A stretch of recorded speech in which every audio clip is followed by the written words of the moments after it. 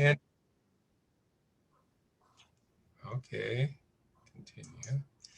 And then for those of you that are unfamiliar with the NACs are made up of local residents that get together, discuss livability issues and other issues in their neighborhood. And then they have a way to transmit that information to city council. We have somebody from our NAC that's on the BCCI, and they discuss with city council once a month. So, and we also are open to do projects. We just need more people and ideas. So having said all that, let's go into the meeting. Let's see. I do have a couple of announcements, so let me go with that. Okay. First, the city has sent out a notice that they're going to have a charter implementation comprehensive plan amendment. And that'll be a hearing on July 14th. And basically, the hearing will be discussing the changes to the city charter as a result of the change in duties and responsibilities of the mayor and the new city manager position. So, and that'll be July 14th.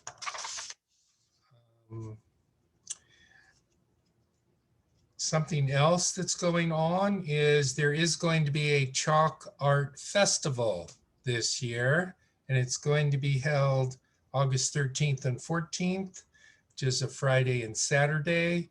It'll be held all day, 8 a.m. till 11 p.m. There's volunteer activity opportunities, and we'll go over that later on in the meeting. And just a reminder, our next meeting is going to be in September, and in October is when we have elections to our board, or we accept volunteers to our board, and we always need board members. We're at least 3 or 4 members short right now. So those are my announcements. Does anybody else have any announcements? Okay. So let's go into THPRD. Lori. Yeah, here, unmute myself. That's good. Yeah, well, good to see you all. Rolling right into summer, and as you were all talking before, yes, the heat is on. I don't have a whole lot to report. There's a lot going on in the district though. There's all kinds of upcoming events, walks and hikes and things like that, and Chalk the Block, you mentioned Chalk event. So we have that. Those are all available online. We are continuing to take summer registration for camps and classes, recreational and swimming. Our pools are open, but not all of them. We have 4 pools open. It's Aquatic Center, Conestoga, Raleigh Park, and Somerset West. So those 4 pools are open, and they offer rec swims, which are different from our usual open swims. We're not doing any drop-in programs at this point, just because of the guidance. That may change, but currently everything is by online reservation. So for a recreation swim, you can book your party of up to 6. So one person makes the reservation. You can bring up 5 other individuals for $20, and you get 45 minutes of swim time. Then at the Aquatic Center, they also have what's called dive time, which is an individual booking, and that's for opportunity for 45 minutes in the deep end using our diving boards and our platforms. And then as far as other programs across the district, lap swims, and then our aqua fitness classes. So those are available, like I said, by reservation. And then on the sports complex, and so they've got tennis still, and the fitness rooms, the gyms, walking tracks. So those programs are still going as well. And aside from the pools, we also have 3 splash pads available. The Conestoga one is actually down for repairs. It's very untimely, but it's kind of where we are right now. But there's Timberland Park has one, Cedar Hills Park, and then there's a new one at Reflections Plaza, which is just off of Cornell and Joy. So splash pads, and the splash pads, there's no cost, no registration. You don't have to reserve. So first come, first serve on those. And that's about all I have. We are, continuing to hire, as I mentioned before. And that's it. It's picking up. People are I think, becoming, I guess, more confident in, what's happening with COVID. And so they're willing to start working now. So things are looking up. We hope to get into some normalcy here soon. But anybody have any questions? Yeah, I had a question on normalcy. The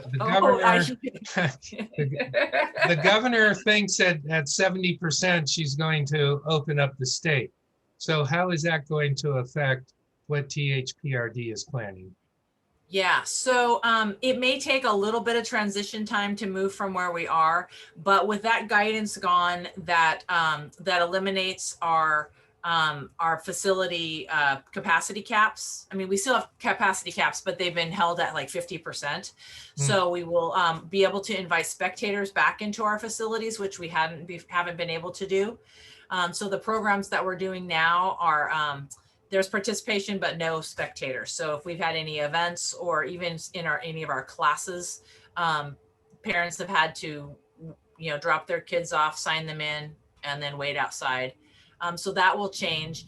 And then as we see what the masking and distancing guidance is, that'll be another clue to what we do. But for the most part, this is our opportunity then to shift back into those drop-in programs and not have to have everybody make reservations. So, we may hold on to that reservation system because it's an easy way for folks to pay. So they can just get on, make a reservation, pay ahead of time, send the kids to the pool, whatever it is. So we're looking at what that might come to, to be. And then as we, again, continue to expand, we can expand our programming based on our staffing. So as our staff grows, we can continue to move those. So I see. Are there any plans to open the outside pools? Yeah, so Raleigh and Somerset are both open. Raleigh's been actually open since January, and then Somerset opened in May. Yeah. Okay, I see. Yeah, the other pools, we're waiting on those still. Staffing is an issue, and then we've been so devastated by lack of revenue as far as our programming side. The tax base is very solid, obviously, but what happens in the centers and that revenue that's generated, that drives what we're able to do in the other centers as well. So what we're hopeful is that when things open up, then more people will be involved in our programming, our revenue will increase, and then we can expand those other centers as well. Garden Home is looking like it's coming online with the weight room. As far as Stir Center and the other pools, I'm not sure on the timing on those. It's just looking at the dollars and being fiscally responsible for where we are. Okay. Hopefully that answered your question. Oh, yes. Does anybody else have questions for Lori?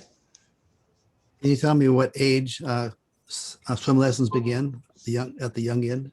Yeah, so the very young end, we have parent participation classes. So we have babies and toddlers at 6 months. Oh, wow. And then for children that are toilet trained, 3 years, starts with an instructor without parents. Thank you. Mm-hmm. Okay, great. I don't see Officer Maurer. That's not him on the phone, is it, Miles? It might be. I'm not sure. Okay, how do we? My colleague Robert Emanuel is on the phone. Oh, okay. All right. Okay, it looks like Officer Maurer is not here. So let's go to Miles with our city update. And I'm going to bow out. Got lots going on. So, but thank you guys, and see you. What did you say? September 28th. All right.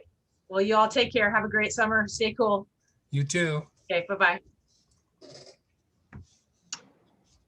Hi, here is the city update. We are welcoming Jen Haruyama.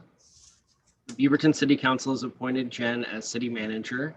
The appointment comes after a robust recruitment process with community and staff engagement.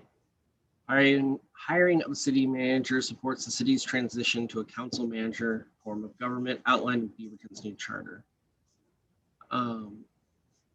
Our new city manager most recently served as the city manager of Tracy, California, and she began her career in 2000 as an assistant finance director in Los Gatos, California. And then she was the administrative services director, interim assistant city manager, and city manager of Tracy. And we expect her to begin in August. We're all looking forward to meeting her. The charter went into effect at the beginning of 2021 and was approved by voters during the last May election. I guess 2 Mays ago. Summer reading is underway. Beaverton City Library invites kids, teens, and adults to read this summer, earn prizes, and give back to those in need. For the kids and teens, if they complete 15 hours of reading, listening to audiobooks or being read to, or doing a family activity, they'll have completed the summer reading program. There's no registration required. You can print off a reading log from the website or pick one up from the library.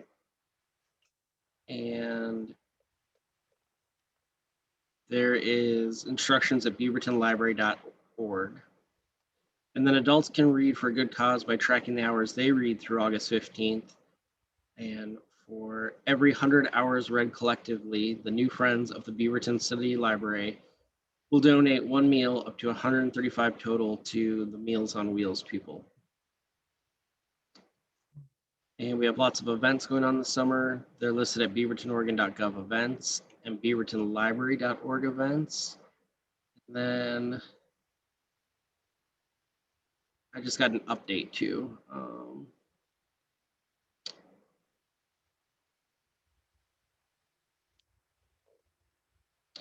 About the, let's see, the library is going to be open as a cooling center June, Saturday, Sunday, and Monday from 6 to 8 p.m. And Monday from 7 to 9 p.m. It'll be staffed by members of the Beaverton Community Emergency Response Team, the CERT volunteers. And if you have questions, you can contact the Emergency Management Division at 503-526-2344. So that's great for people who need to get out of the heat. That'll be available. And then finally, Thursday night, we have our NAC quarterly leadership meeting. You should have all received an invite in your email. You should have seen them a couple of times, but the Zoom invite went out today, so I hope you can all attend. That's all the updates I have. Are there any questions? Yeah, Miles, is there a plan for the new city manager to come into any of the NAC meetings? I don't think there are any plans for the new city manager as of yet. Okay. Get her. What about the mayor? I haven't heard from her. I thought she was going to tour the NACs. My hope is that she is planning to tour the NACs. I think she is still, she's still learning her new role, and the city's incredibly busy. But no one's told me no, she's not coming to the NACs. So I think it's just taking a bit longer. And I've communicated that all the NAC volunteers want to get to know her and find out about what she wants to accomplish as mayor. It's a great opportunity for her. So as soon as I know something, I'll share it. Great. Where can we find the information on those cooling places that you mentioned? I don't think it's posted anywhere yet.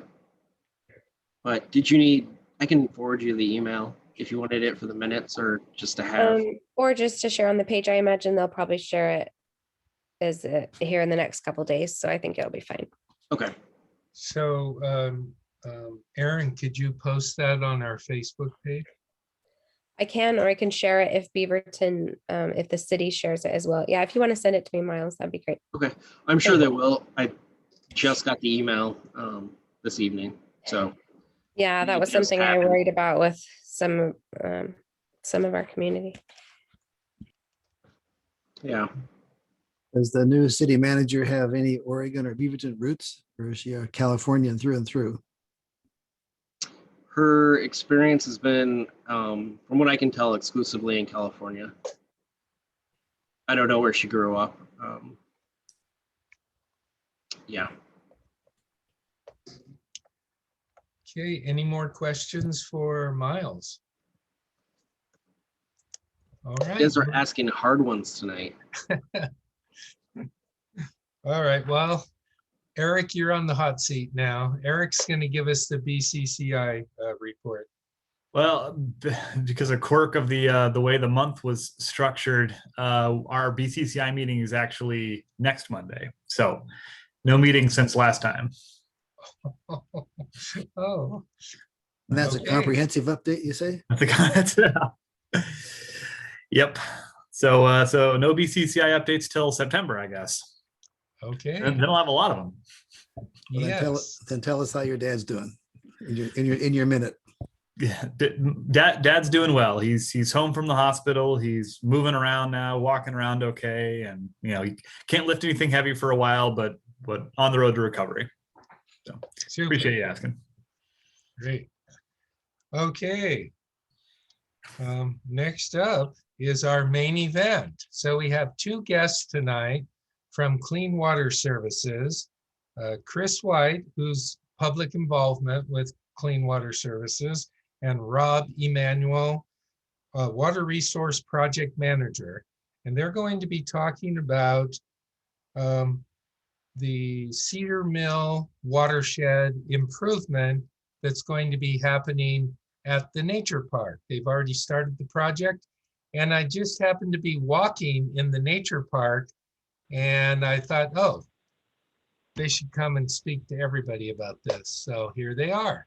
So, Great, thank you. Thank you, David. So glad that you saw that. I did send some information earlier, but I think it may have flown by the wayside. So I'm going to share my screen. I actually have a PowerPoint presentation, and you all can tell me when you see something. Share. Thanks for having us. Yes. yes, there we go. Okay, and now I'm going to. Do you see one slide? Great, super. Yes. Okay, thank you. Yes, as David said, my name's Chris White. I work in public affairs, and I'm here with my colleague, Robert Emanuel, who works in our natural systems department. And thank you so much for inviting us. I'm so happy we got to talk to you all. I know you're adjacent to the park and you're probably frequent users. So it's a great opportunity to explain the project. This project with a long name is the Cedar Mill Creek Sanitary Stormwater Management Project.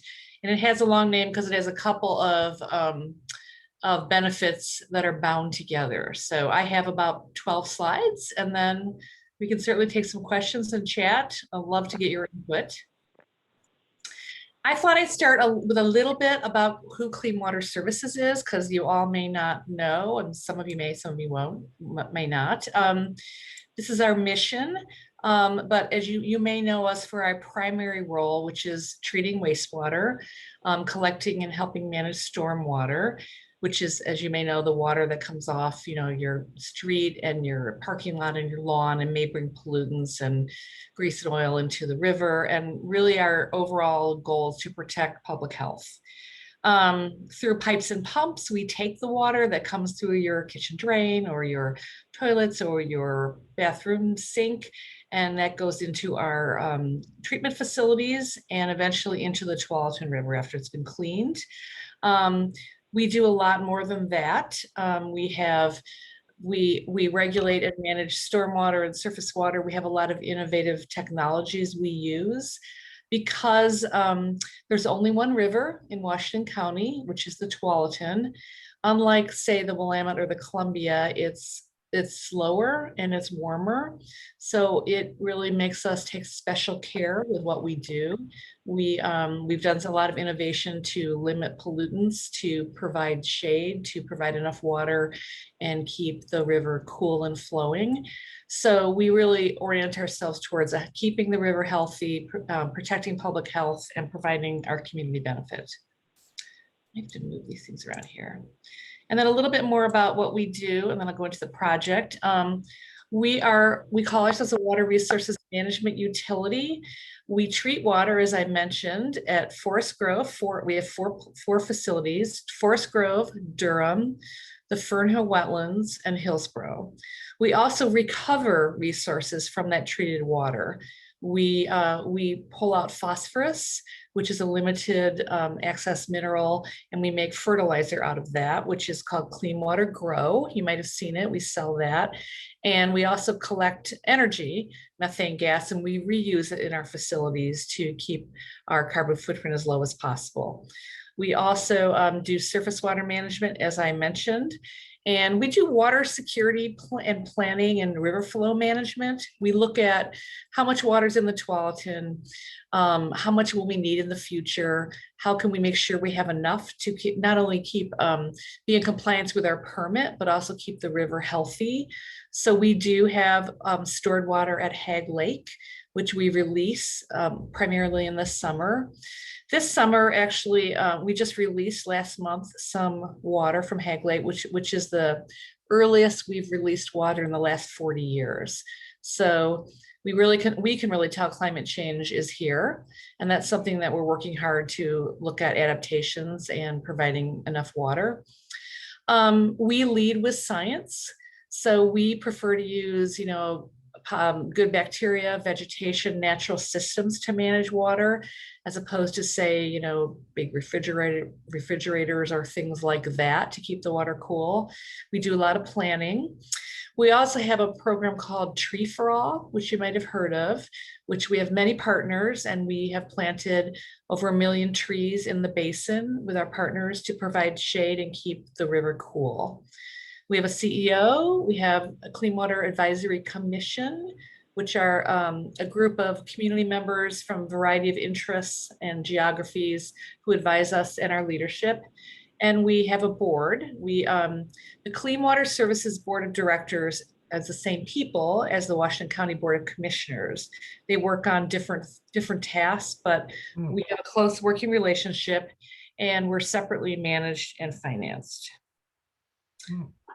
And actually, Rob just told me we have actually planted 11 million trees. That's amazing. A little bit about the project, and then I'll turn it over to Rob. This is a 2-year utility construction project. It's total $15 million investment. We are, this was really provoked by the need. Our modeling and tests showed us that the over 40-year-old sanitary pipe that runs through the nature park will soon be at capacity. And we want to replace that before it's full, of course. That would be bad to have an overflow or something. So this new pipe is larger. We're upsizing it. But while we're doing that, we really saw great opportunity to enhance the environmental and wildlife habitat around the creek. Since we're already going to be providing disturbance, why not provide something with mutual benefits? So we will be planting thousands of native plants, hundreds of trees and shrubs, removing invasives. We've done this designed and implemented with very strong partnerships, working with THPRD, a lot of state and federal regulatory agencies, park stakeholders. There's a Friends of the Park group and a park user group. We worked with them in 2018 to help us look at where the alignment should be, to receive input about outreach. And there's a number of other partners we've worked with. There's landowners, private companies that are near where we're putting the new alignment. So it's taken a lot of coordination and conversation to get to the point that we're at now. And Rob is going to tell you a little bit about more of the details and technical footprint of the alignment. Go Rob. Thanks, Chris. And can you all hear me?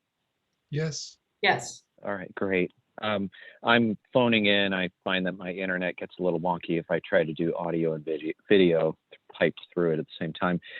So just to give you a little background on me, I am a water resources project manager. So I manage projects from sort of start to finish. My background is in botany and hydrology and watershed management.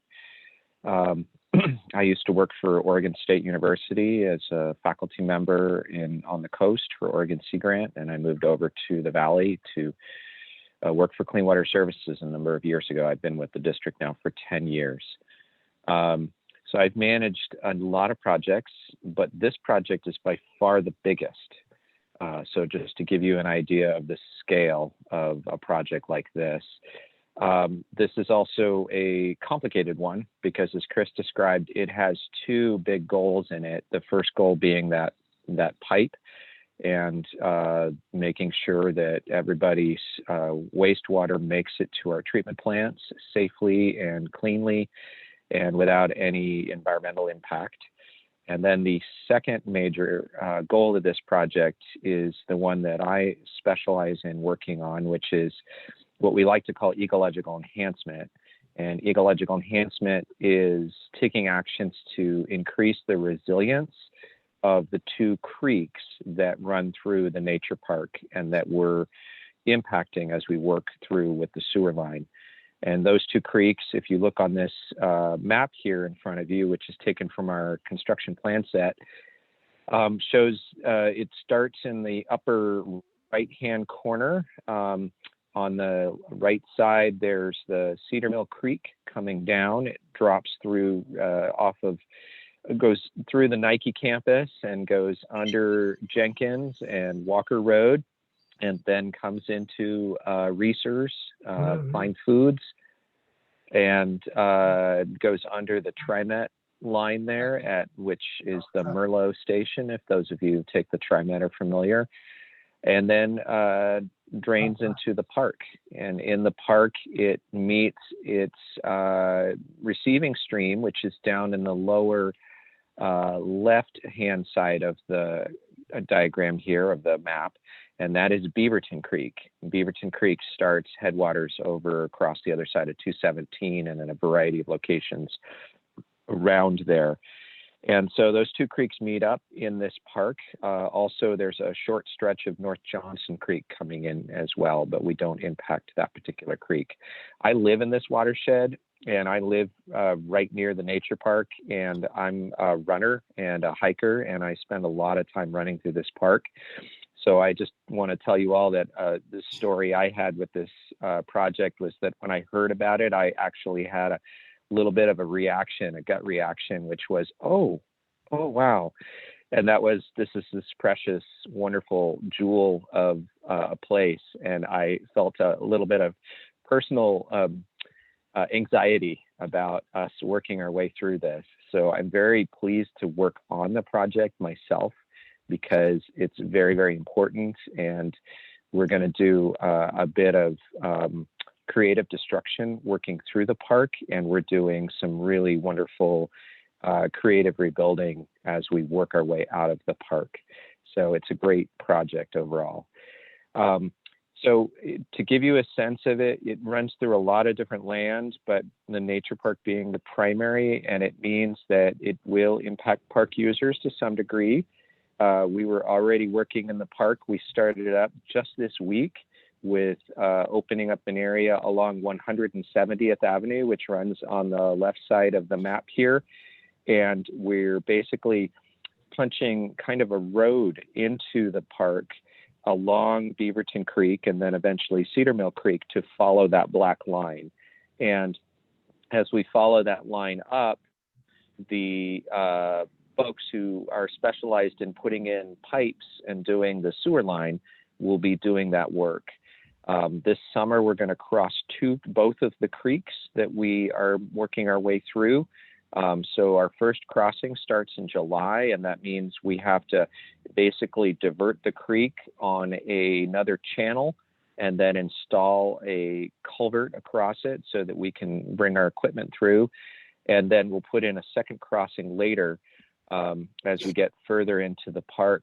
And by summer of 2022, we're going to then take a pause in the fall. We'll be basically installing as much pipe as we can throughout the fall, and then buttoning up, like we like to say, the park for the winter time.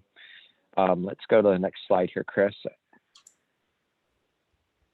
So the next slide shows you kind of the action, the details up close of some of these areas. This is one of the areas up by the Oak Trail, and we're actually, the yellow line running through there is where our sewer line is going, or where it is. And some of the other areas represented by what look like little sticks and crosshatching are areas where we're doing some work on the floodplain to increase the floodplain's ability to receive water from Cedar Mill Creek. So after we put in the sewer line and we have everything put back, essentially all the soil is where it belongs, we're going to work our way into doing the ecological enhancement activities. You'll also note in this picture, the sewer line and the creek crossing go right underneath the boardwalk, which is on the Oak Trail. So that boardwalk will come out of this area, and then we will replace it with a brand new, and I'd like to say much more efficient, much nicer boardwalk. The boardwalk in there is very old, and if any of you have crossed it, you know it makes some really odd right and left angles.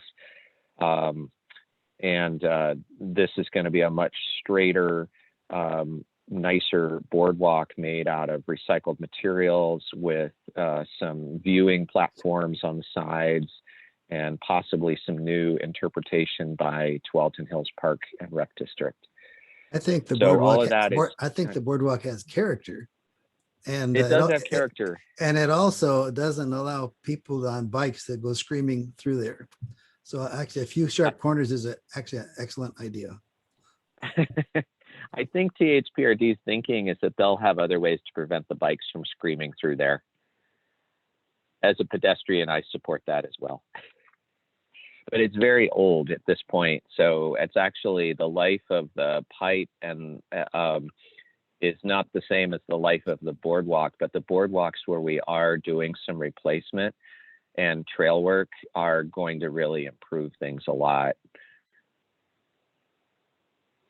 But as you can see, this is a multi-pronged project. It's also going to take 2 years. So as Chris has pointed out, this is it's a big investment.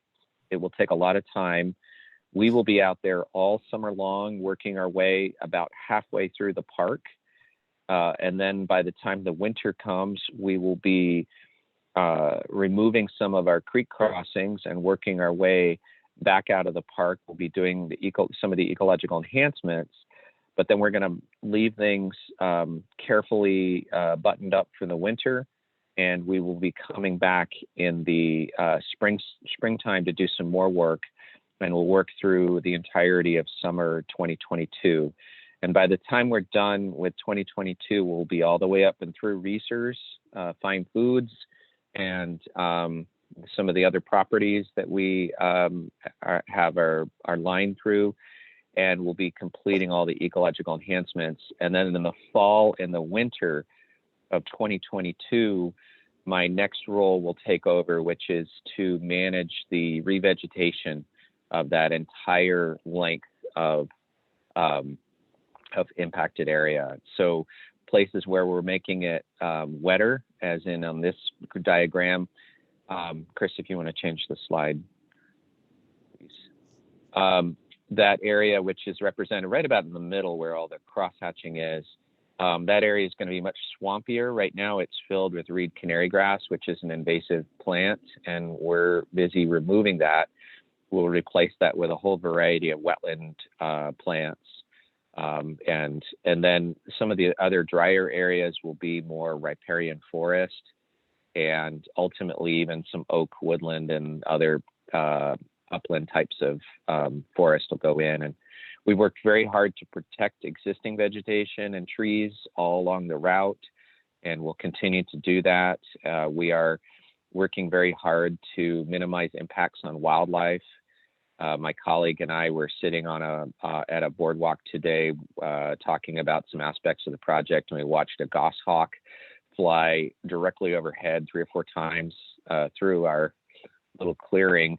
The wildlife are actually moving through the clearings and kind of using them as hot spots for forage and food and for breeding habitat.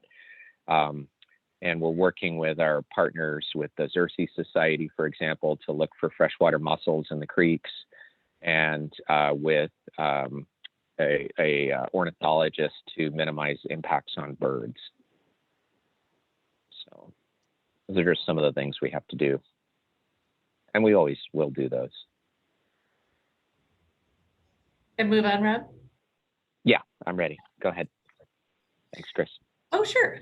A little bit about the timeline. As I mentioned, we did community consultation in 2018.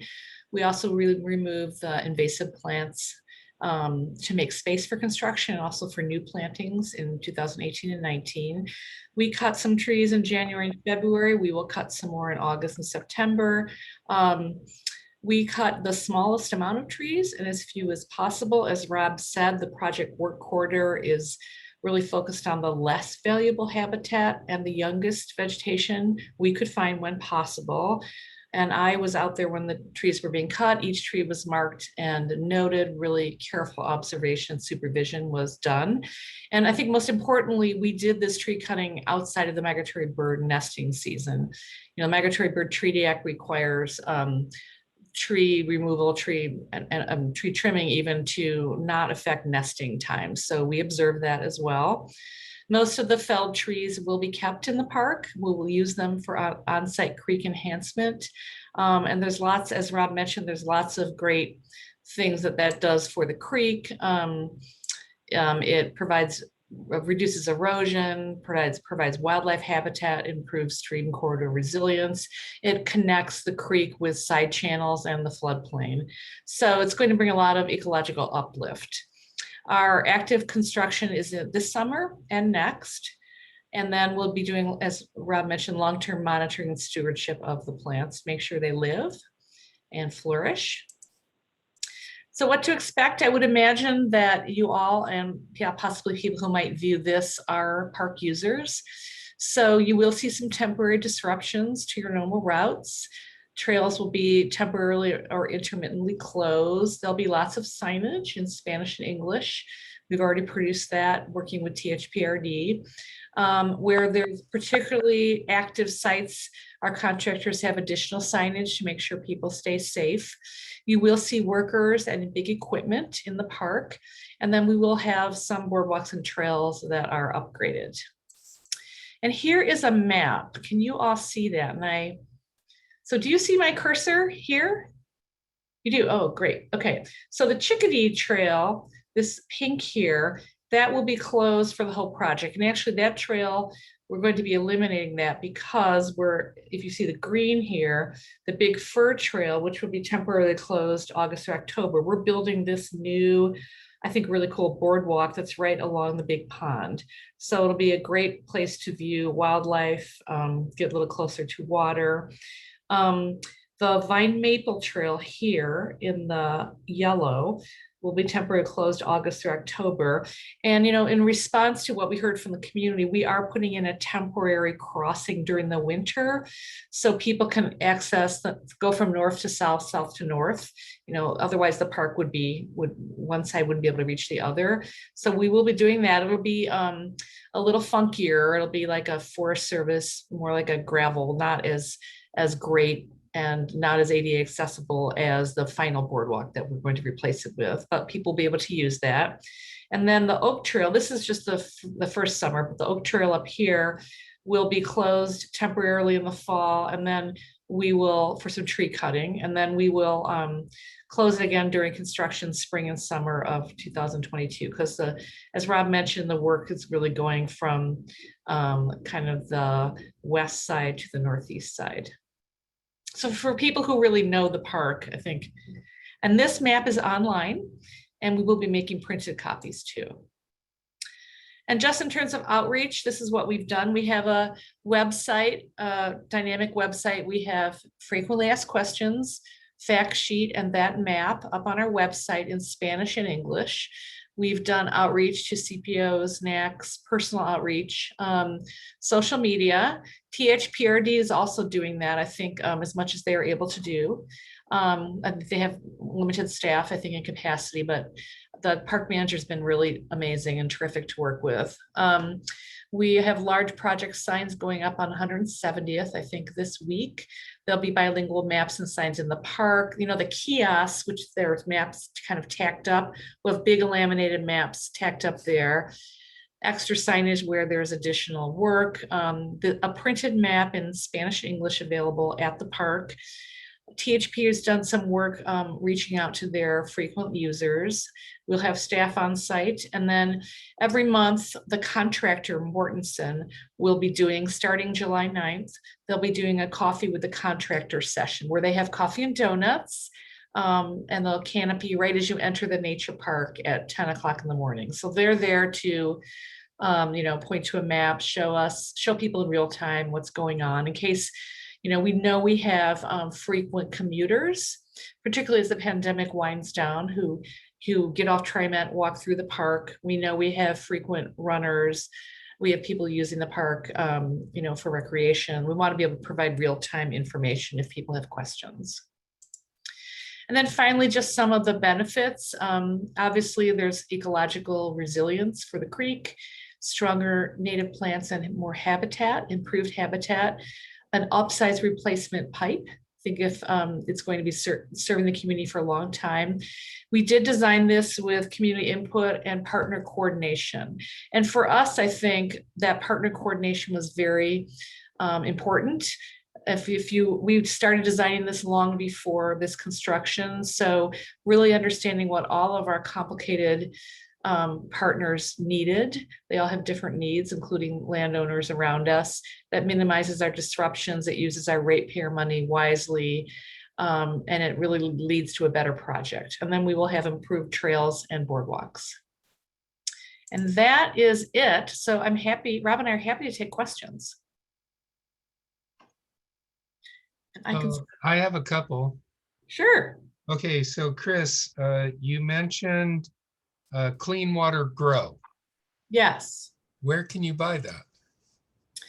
You can buy Clean Water Grow at Portland Nursery in Portland. I think you can buy it online. But David, let me get back to you and I can send you I can send you a link. Okay. Fred Great. Meyer.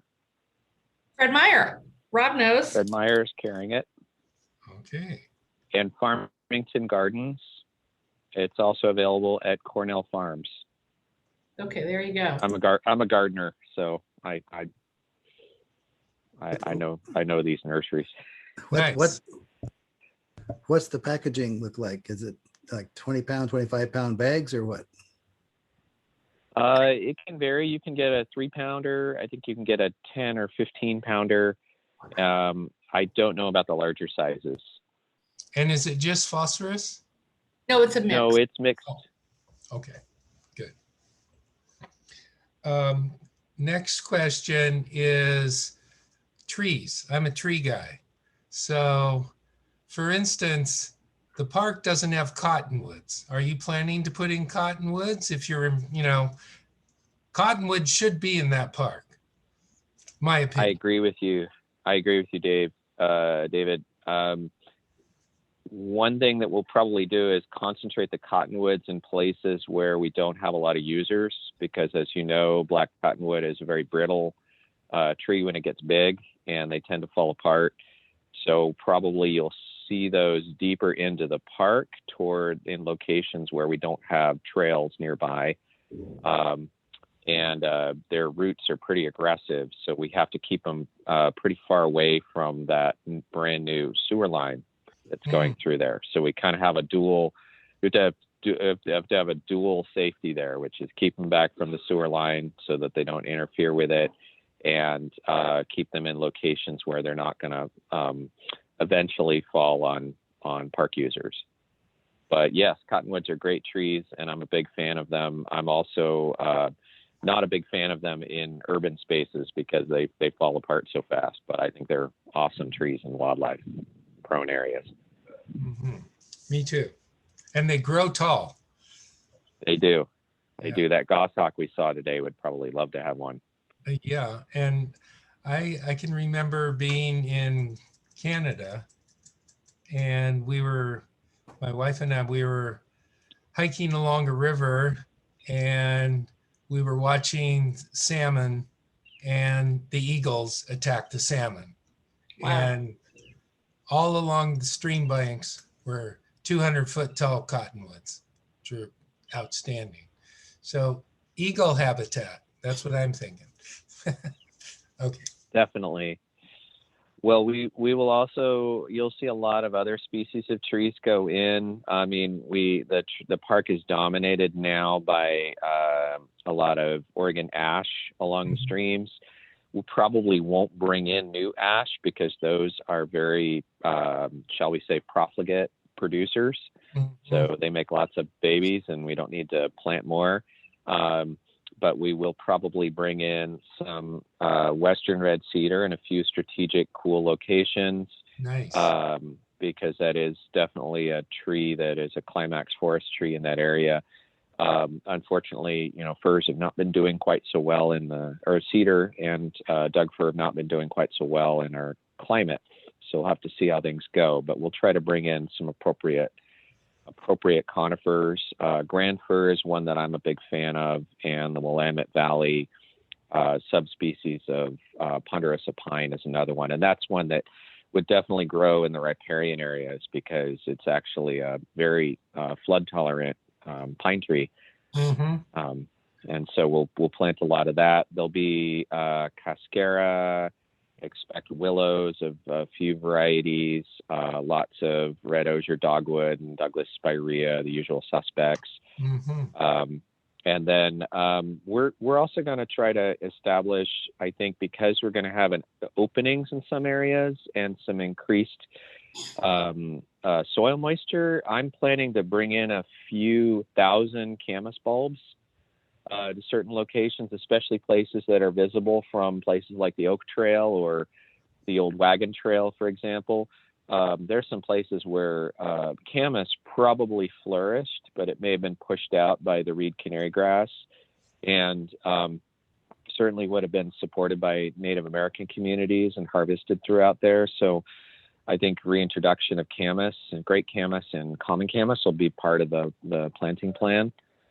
And also places where we have kind of intermittent flooding and we expect to have really high soil moisture, look for things like wapato or duck potato, and tall bulrush, and a number of species of wetland plants that I think have really not thrived in the park in the last 50 to 100 years, largely because the stream isn't connecting with its floodplain quite as much as it used to. And the complex of, wetlands that runs through there has not been as robust. So I think when we do this, as we do the ecological enhancement side, we'll have some really nice opportunities to bring in some plants that the nature park would really benefit from and wildlife will really, really love. And as a plant geek, I will love to put that stuff in there. I admit I have my biases. So you'll be adding plants, but not necessarily wild animals. They'll just appear. No, there's plenty of deer in there. I see them every day. And the songbird population seems very happy in that location. In fact, we saw some fantastic, there's pileated woodpeckers in there, which need a really large area to forage. And so it's very exciting to see pileated using this location. One of the things that I'm planning for us to do is to leave a lot of this, if we have to take out any more trees, we may actually snag them in order to allow those trees to die and become infested with bugs and fungi and all the good things that feed pileateds and, whole food chain of wildlife that utilize them. You get, up to 5,000 different species using standing dead wood. So we'll try to leave some of that. We may even take some of the many trees that we did have to drop and stick those in the ground so that they can be an artificial snag for a while. So I'm hoping we can get some really good snag habitat. That's one of the things that if you look at the park, was also missing because snags will fall and there weren't new trees dying in there because some parts of the park are relatively young. So we have an opportunity to bring in some uneven growth and bring in some Methuselah type habitat from these snags. Interesting. Okay. Anybody else with questions for Chris or Rob? I would like our minutes to show a link, a full link to the map page that you have on your website somewhere, and not make people go foraging through it to find it. So, I can send that to David. okay, yeah. and I'll forward it to Aaron. Thank you. And I'll let people know that you'll see me out there most of the summer, this summer and next summer, with the crews working. So if anybody has a question, I'm always happy to talk to the public.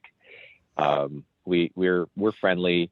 The crews are friendly. They may shoo people out of the construction zone if they happen to wander into it by accident or sometimes intentionally. But if you happen to be out there and you're curious about what's going on and you see one of us, you can always flag down the Clean Water Services staff and ask us questions. My colleague Jason Horton is also another construction oversight professional out there. He's very knowledgeable, will be able to answer questions. And the crews that we're working with, Biohabitats, Cascadia, and Mortensen, are very knowledgeable. And then Emery and Sons is doing the pipe work, and then there's a trenchless company, and Pacific Hardwoods is doing the boardwalks, and they're all really competent and friendly crews. So we're very happy to talk to people, So as long as it's safe. yeah, since you're going to be doing new boardwalks, our NAC, we had extensive negotiations with THPRD about replacing boardwalks along Willow Creek. And they ran tests and we voted on them. And we absolutely hated the boardwalk that they put in previously because it's way too slippery. So it's interesting, you're going to use recycled material. That's correct, Chris? I think so. We're not replacing all the boardwalks, David. We're replacing the ones we are affecting. Yeah, well, that makes sense. Yeah, and actually I had heard described that they will be less slippery and some of them will be more ADA accessible. Oh, great. Yeah, I've tried to run on some of those boardwalks, and they are pretty terrifying at times in the wet weather. So yeah. I don't think we're going to do anything that would cause more hazard for folks using the boardwalks. I do believe that there's a plan in place, and I'm also more than happy to talk to the boardwalk folks and ask them some more detailed questions. If you want me to respond through Chris, we can send back information to you. Well, THPRD, they settled on what I consider a very good new boardwalk, their most recent one that they put in. It doesn't get slippery, and it's much safer. So I don't know if you walked the Willow Creek Trail, but which part of the Willow Creek Trail? I have a couple of projects along Willow Creek, actually. Okay. Okay.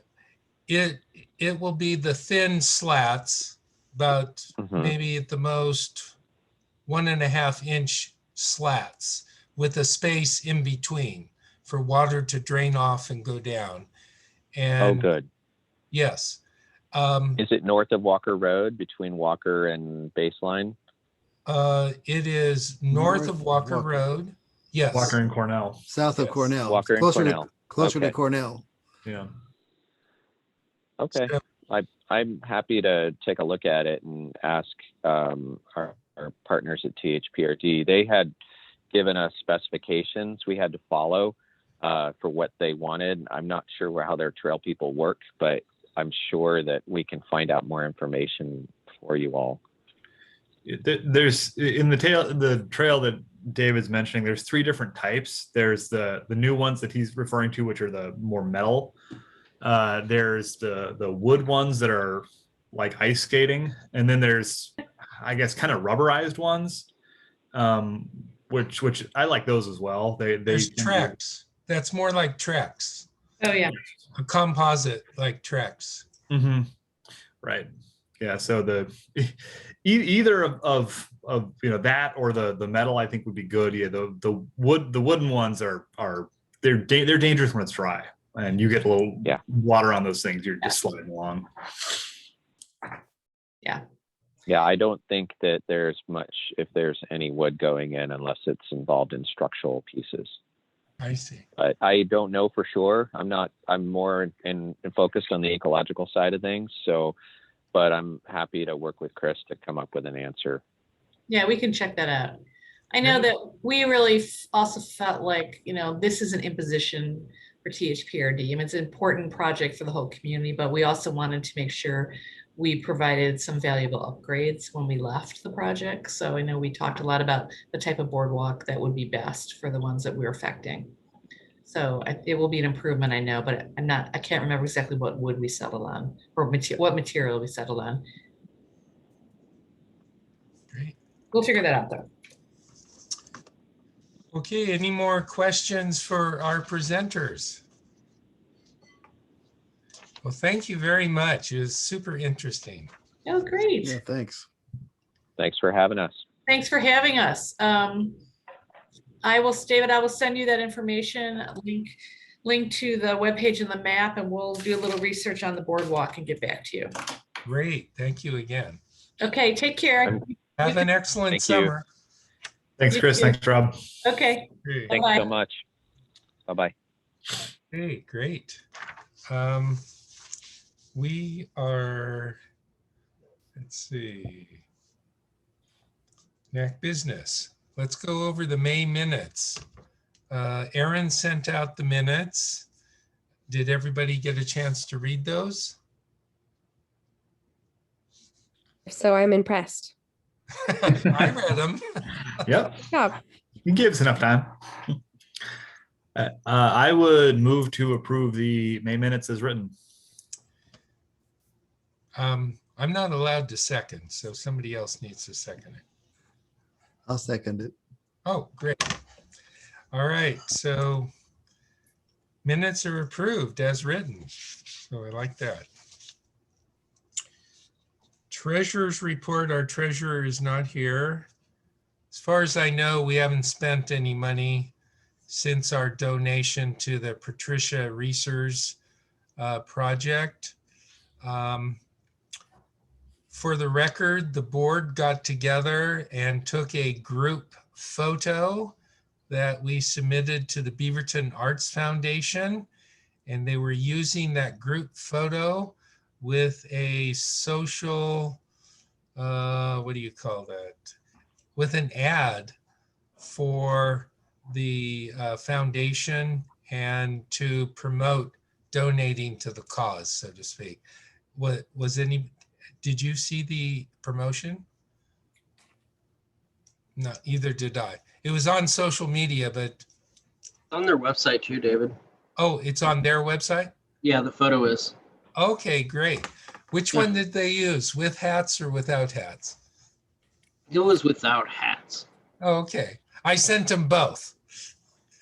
Okay, so super. And then I want to also send the city the same photo. That'd be great. Yeah, okay. And then, we can have it on our city website as well. Okay. Well, we have lots of time. So do we have anybody who wants to make comments for visitor comments? I haven't been contacted. No? Okay, so I'd like to get back to Chalk Art Festival for a few minutes and then wrap it up.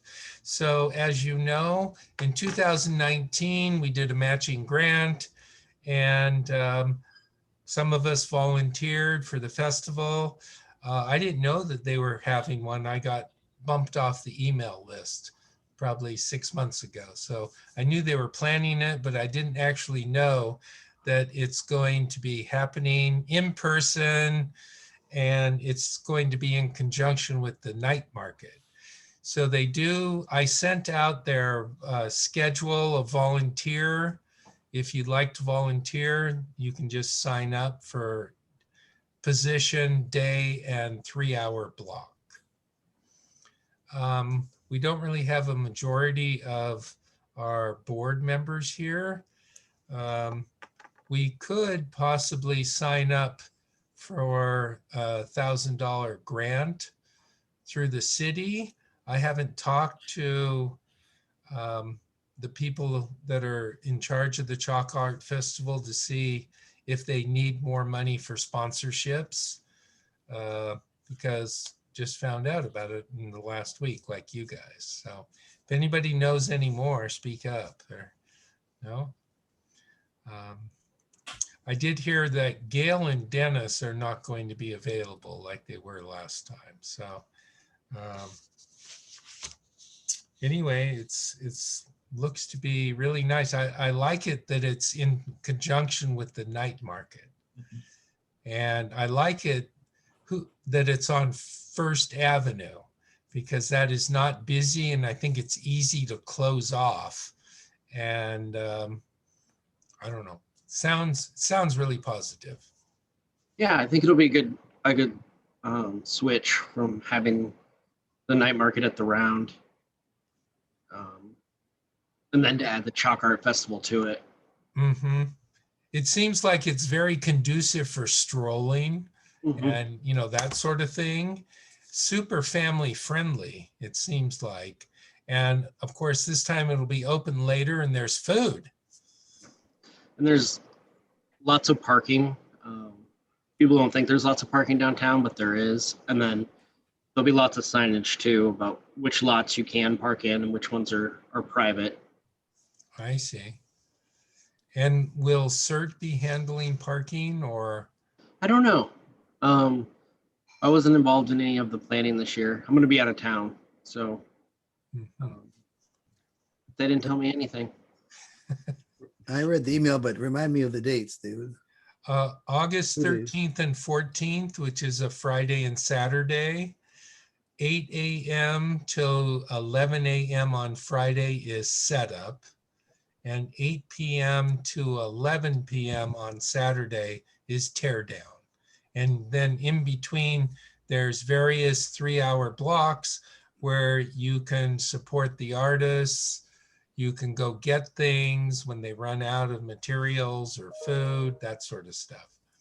So I think it sounds to be pretty well organized. And yeah, I just don't know about their need for funding or not yet. So I'll have to talk to them about that.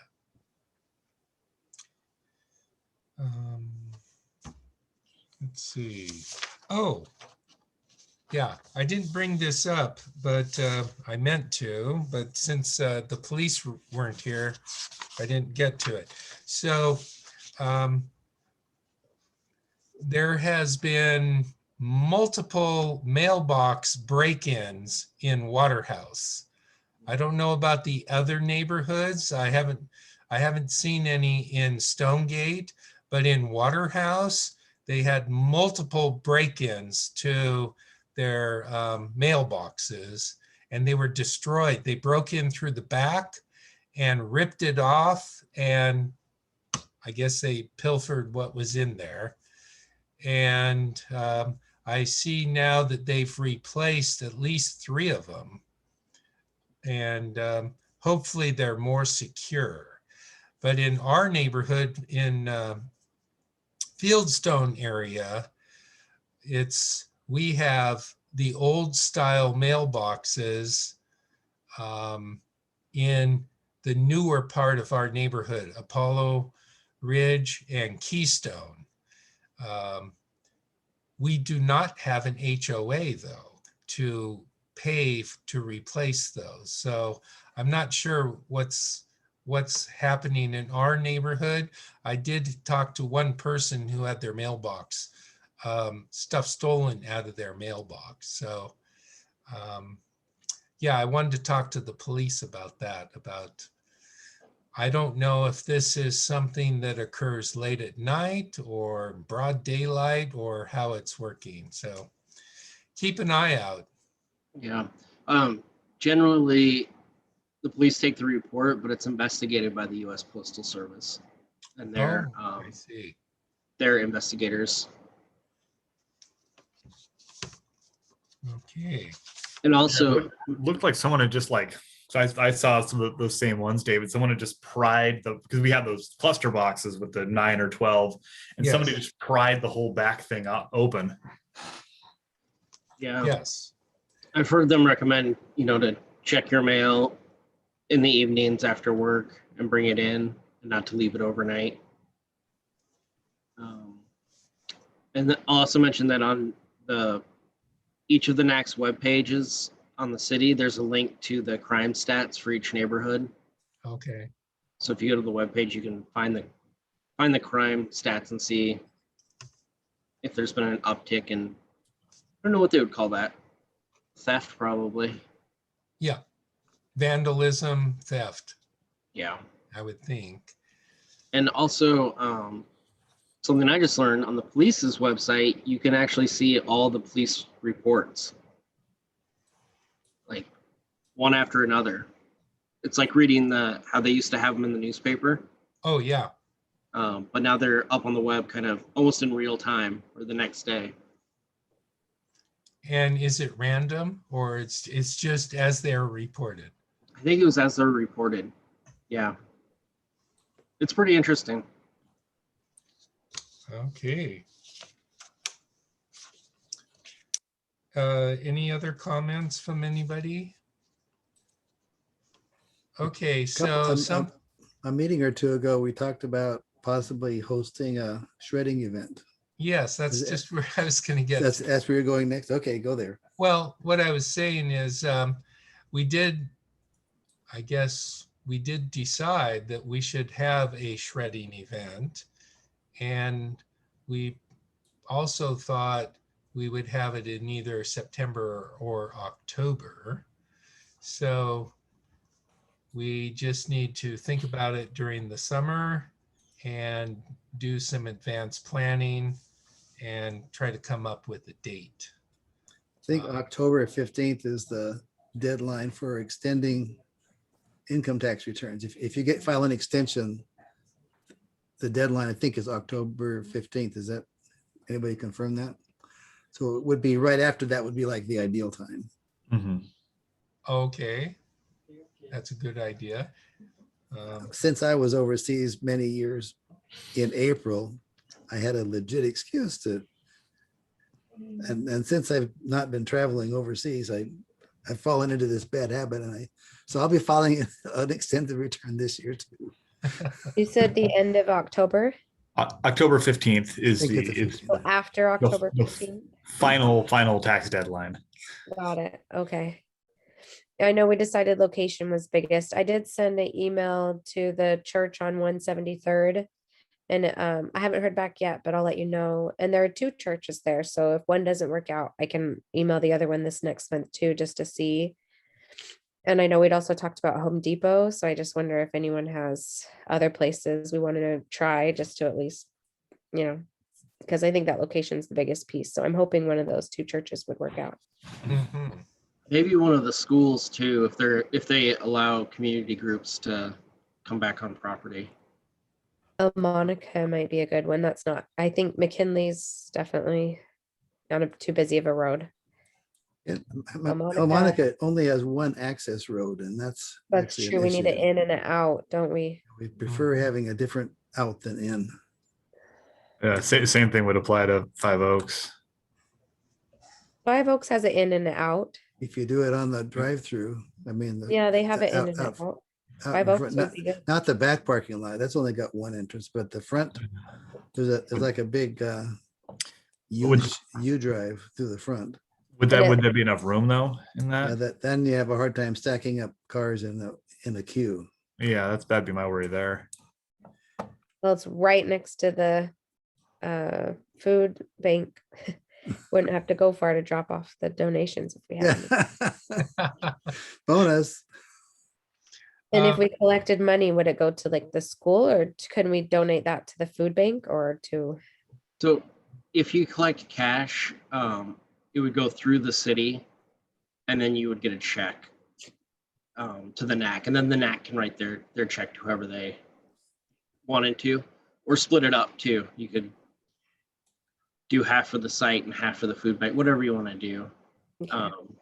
I just need to run it through the city, and then I put it into tack it onto the end of the matching grant check. see. Okay. And then, so Miles, has there been any talk about resuming in-person meetings, or that's just not being discussed? It depends on securing locations, I think. I was wondering about that because the schools don't seem to be very cooperative anymore. I think they've had a rough year. Hmm. And it might be a hybrid meeting. We're looking into the possibility of providing equipment to the NACs, to a volunteer who would come and set it up and kind of do a hybrid. We've seen some successful meetings done that way. I suspect the school has to do sanitation for COVID after every event like that. And so that's an additional burden on them that they wouldn't really allow us to do because they have to make sure it's done to their standards. They might let us back in. I think it's a policy discussion that they're still having. So I don't know. Okay. Well, I hope everybody has a great summer. Yeah. Enjoy. Thank See you. everybody in September. I guess so. But Okay. we'll be in touch. Yeah. I'll send out some blasts during the summer. Great. Get in some Thanks, David. traveling. Yeah. And stay yeah. inside this weekend. It's gonna be too hot.